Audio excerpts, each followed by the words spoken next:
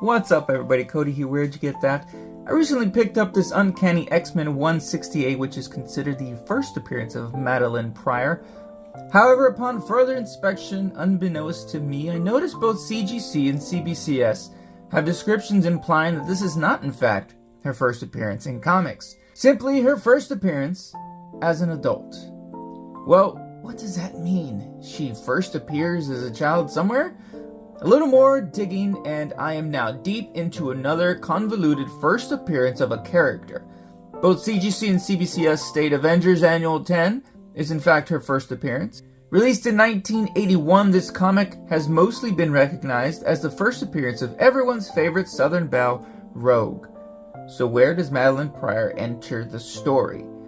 Towards the beginning pages, we see what seems like a throwaway scene with a little strawberry-haired girl, likely orphaned, letting a police officer know she got better.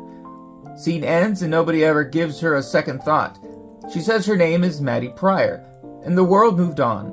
A couple of years later, 1983, we get Uncanny X-Men 168.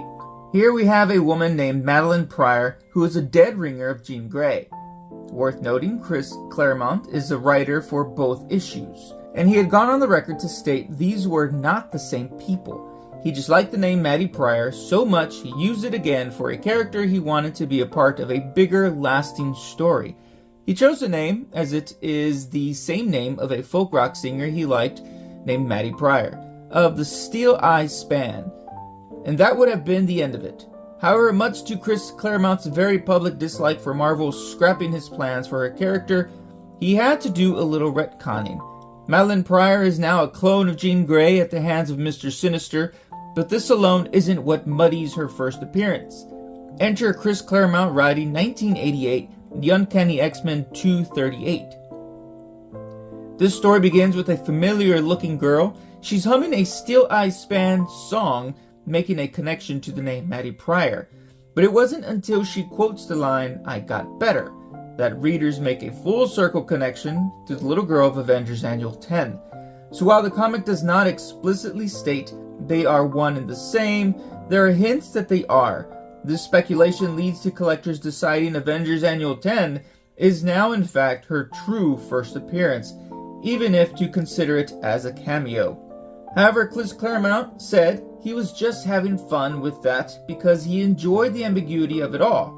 With that said, I scoured the internet, and here are a couple of interesting findings. According to Marvel's database Trivia, in regards to Uncanny X-Men 238, it reads, Maddy was a one-shot character who received her own scene.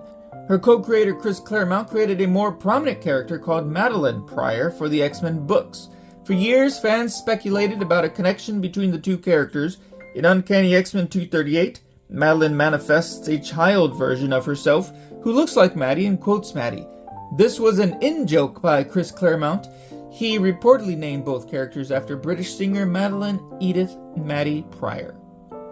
In regards to Avengers Annual 10, Marvel Database reads, though similarly named and featuring a head of red hair, the Maddy Pryor appearing here bears no relation to the more infamous Madelyne Pryor.